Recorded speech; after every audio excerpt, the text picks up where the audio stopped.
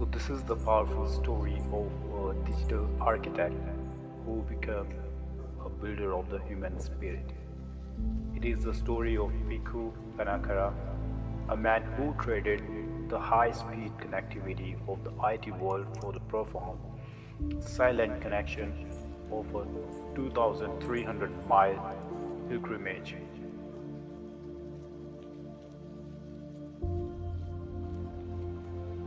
In an era where influence is measured in followers and power is measured in decibels, he chose a different path, a journey that proved the loudest message in the world is the one spoken without a single word. Long before he donned the saffron robes, Piku Pannakara lived the life society defined as successful. He was a man of logic, science and technology. Having moved to the United States to study at the University of Texas at Arlington, he built a career as an IT engineer. He was surrounded by humble servers, the pressures of deadlines, and the endless opportunities of the modern world. A question began to echo: what is the purpose of all this noise if the heart remains in chaos? Most people attempt to drown out that inner emptiness with more entertainment, more ambition, more consumption. Pannakara did the opposite. He stopped running. He began to sit. Through the practice of vipassana and the study of the Buddha's teachings, he began the grueling work of deconstructing the ego. He realized that freedom isn't found in gaining power, but in realizing the need for it. Eventually, he made the choice that few dare to make. He left the modern grid entirely to enter the monastic life, exchanging luxury for discipline and a salary for a bowl of compassion. The vision of monk, a walk across the soul of a nation. Years into his monastic training, a vision took hold. It wasn't a political campaign or a protest, it was a pilgrimage. Along with nearly 20 other monks, Pannakara embarked on an almost unimaginable feat, walking over 2,300 miles through 10 American states from Fort Worth, Texas to the heart of Washington, D.C. This wasn't a journey funded by corporate sponsors or supported by luxury traders. It was a raw physical demonstration of peace in motion. For 108 days, the monks lived by an ancient code. And let me just share some disciplines here, like as they have just only one meal a day, sustaining the body only for the mission, total simplicity, carrying only what was necessary for survival, walking through the blistering heat of the south and the knife-like winds of a northern winter. Some monks even walked barefoot, feeling every sharp stone and every crack in the American pavement. As they moved through small towns and vast highways, drivers would slow down in confusion. They saw no signs, heard no shouting, they only saw a group of men moving with a gentleness that seemed to quiet the air around them. People began to realize that these monks were not walking away from the world, they were walking into its heart. At there's a breaking point, tragedy indicated, the road always tests conviction. On November 19, 2025, near Dayton, Texas, the peace of the pilgrimage was shattered.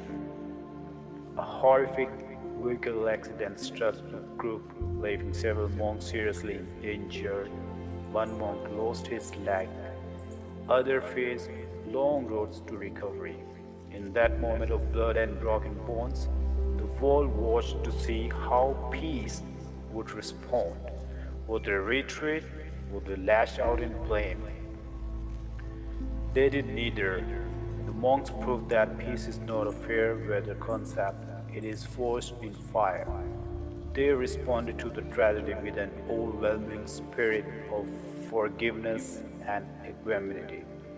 They didn't stop because of the pain, they used the pain to deepen their teaching.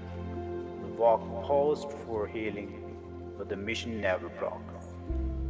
They showed humanity that while suffering is inevitable, how we carry that suffering is a choice. And here's the big and beautiful story of a lovely companion, the spirit of Aloka. Walking faithfully beside the monks was an unexpected hero rescue dog named Aloka. Day after day, mile after mile, Aloka became the silent symbol of the journey. Even through the accident and the subsequent recovery, the dog remained a steadfast companion. In his silent devotion, people saw a universal truth. Compassion knows no spaces. Peace is not just a human endeavor, it is a harmony that extends to all living beings. Aloka didn't need a philosophy to understand the walk, he only needed a hut. And here's the arrival time, like when the silence in the city of noise. After months of exertion and thousands of miles, the monks finally approached Washington, D.C. This is a city defined by the loud power, the power of microphones, lobbyists, and political mandates. It is a place where everyone is fighting to be heard. When Bhikkhu Pannakara and his brothers arrived, they didn't bring a list of demands. They didn't hold a press conference, they simply walked. As the rest reached the Lincoln Memorial, the very site where history has been shaped by some of the most powerful speeches ever delivered, the monks offered something even more radical: sacred slowness. In a city addicted to speed and aggression, their humility felt like a cool breeze in a desert. They stood where Martin Luther King Jr. once trained, but they didn't need words to make their point. Their presence was a sermon. They reminded the nation that integrity is more influential than wealth. Restraint is more powerful than force. Silence can be louder than any shout. Now, let me just tell you about moving 7 billion hearts, a quiet revolution.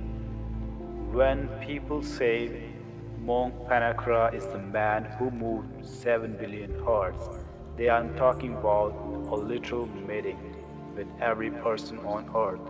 They are talking about the ripple effect of a life lived with total sincerity.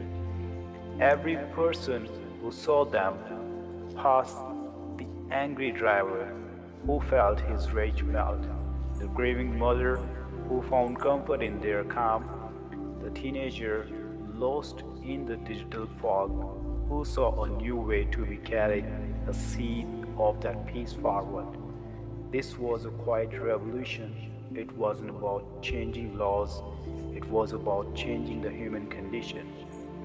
Monk Pannakara showed us that we don't need a title to be a leader.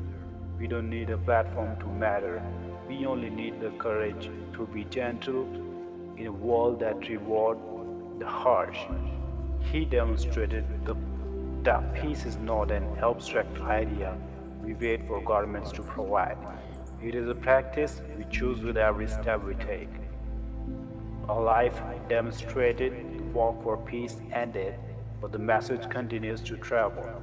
The 2,300 miles were more than a distance, they were a bridge built between cultures, religions, and ideologies. Monk Pannakara didn't just tell us about what peace looks like. He demonstrated it through blisters, through storms, and through the loss of a limb. As you reflect on this journey, remember that the noise of the world is optional, but the peace of the heart is essential. You may never walk across a continent, but you can walk across a room to forgive someone. You can walk through your day with a little more silence and a lot more compassion. The story of the monk who walked across America is a reminder to all of humanity. Peace begins exactly where you are standing, one step at a time.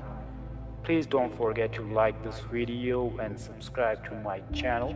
Thank you and have a blessed day ahead.